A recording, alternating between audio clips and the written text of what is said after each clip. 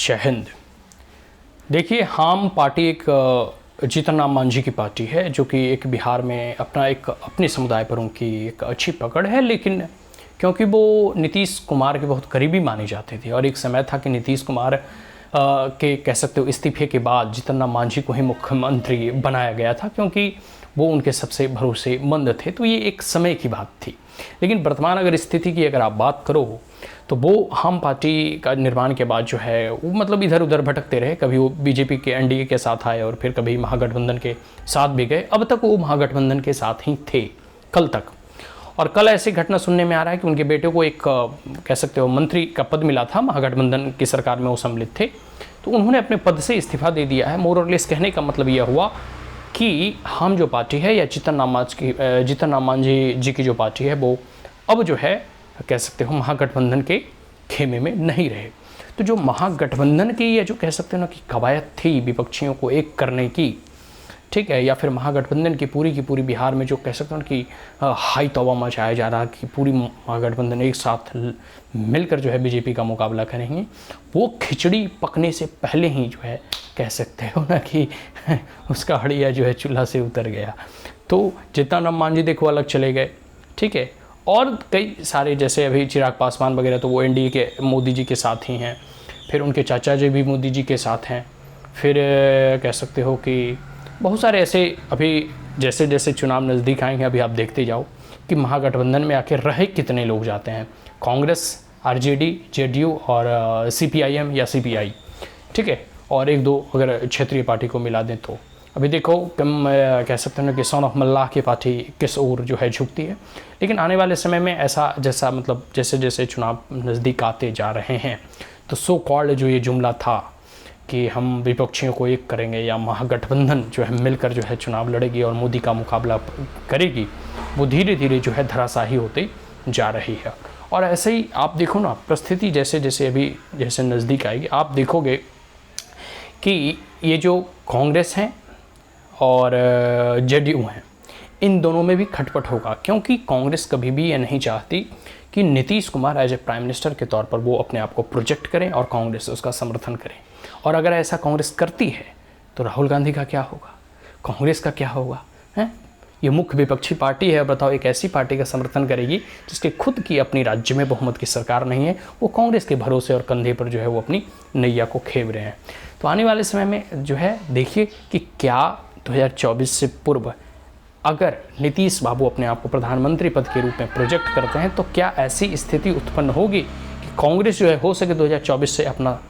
पूर्व जो है समर्थन वापस ले ले या समर्थन को विड्रॉ कर ले। इन डैट केस उनकी सरकारें गिर भी सकती है और नीतीश बाबू जो है को जो है मुख्यमंत्री पद भी खाली करना पड़ सकता है। तो आने वाले समय में देखिए अभी तो एक ही जो है कह सकते हैं ना कि गुट अलग हुए हैं, ठीक है, मतलब जीतन राम की पार्टी जो है हम जो है ऑलरेडी अब अलग हो चुके हैं। जब मंत्रिमंडल से उनके बेटे ने जो है मंत्री पद से इस्तीफा दे दिया तो वो हो चुके हैं। अब देखिए कितने लोग उनसे धीरे धीरे किनारा करते हैं, ये आने वाला समय ही बताएगा। लेकिन जो ये प्रयास है नीतीश बाबू के द्वारा या फिर जो उनका सपना है वो सपना ही रह जाएगा।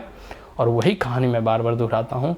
कि ना नोमन घी होगा ना राधा नाचेगी, मतलब नोमन तेल होगा ना राधा नाचेगी, मतलब अब बात को समझ ही गए होंगे, ठीक है। ना महागठबंधन एक होगा और ना विपक्षी एक होगा, ना प्रधानमंत्री मोदी के खिलाफ वो एकजुट होकर लड़ेंगे और ना वो जीतेंगे और ना वो प्रधानमंत्री बनेंगे। प्रधानमंत्री 2024 में नरेंद्र मोदी जी ही बनेंगे। जनता का जो उन पर अटूट विश्वास है, अटल विश्वास है, उन्होंने जो अब तक 9 सालों में जो कार्य किए हैं, ठीक है, इसको लेकर जनता ने उन्हें दोबारा पुनः जो है प्रधानमंत्री पद पर आसीन करेगी। और क्योंकि उनके अब तक चाहे जितने भी कार्य और जितनी भी योजनाएं रही हैं वो करप्शन फ्री रहा है, इजली एसेसिबल रहा है, इजली अफोर्डेबल रहा है, डायरेक्ट जो है वो पीपल से कनेक्ट करते हैं। और सबसे बड़ी बात है कि वो अपने लिए कुछ नहीं कर रहे, जो भी कर रहे हैं इस देशवासियों के लिए और इस कह सकते हो 140 करोड़ देश की जनता के लिए। और इसलिए जनता इन्हें सपोर्ट करती है, जनता इन्हें चाहती है। व्यक्ति अपनी करिश्मा तभी गढ़ पाता है जब वह जनता के लिए कुछ कार्य करता हो। और मोदी जी पूरी की पूरी समर्पण भावना के साथ, पूरी की पूरी कह सकते हो अर्पण भावना के साथ लगातार सतत यह प्रयास कर रहे हैं कि किस प्रकार से जन कल्याण, पिछड़े, दलित, वंचित, शोषित वर्गों का उत्थान हो सके, पूरे के पूरे इस भारत वर्ष में एक नई प्रगति की राह गढ़ी जा सके, एक नए इंफ्रास्ट्रक्चर बिल्डअप किया जा सके, सेना और जवानों को में इतनी जोश भर दें कि किसी भी ऐसी विकट परिस्थितियों से लड़ने को वो तैयार रहें, और साथ साथ जनता के जीवन को, उनके लाइफ स्टैंडर्ड को और इम्प्रूव करना है, उसे और सुगम और सरल बनाना है। तो प्रधानमंत्री नरेंद्र मोदी के नेतृत्व में जो है 2024 में पुनः जो है बीजेपी की सरकार बनेगी, और इस बार 400 सीटें से भी अधिक सीटें जो है बीजेपी जीत कर आएगी, और नरेंद्र मोदी तीसरी बार प्रधानमंत्री बनेंगे। और जो भी कह सकते हैं कि चाहे बिहार हो या पूरे के पूरे भारत में ही आप देख लो, तो जो भी इस महागठबंधन का प्रयास कर रहे हैं, विपक्षियों को एक करने का प्रयास कर रहे हैं, कोई थर्ड फ्रंट बनाने की बात कर रहा है, कोई मेन फ्रंट बनाने की बात कर रहा है, कोई फर्स्ट फ्रंट बनाने की बात कर रहा है,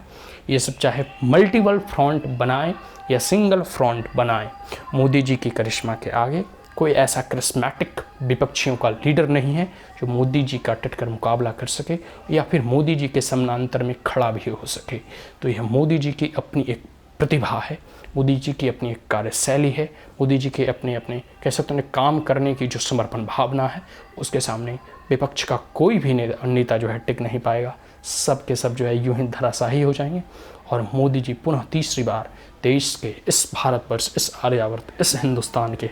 यशस्वी प्रधानमंत्री पद के रूप में वो शपथ लेंगे और हमारे देश के प्रधानमंत्री बनेंगे। जय हिंद।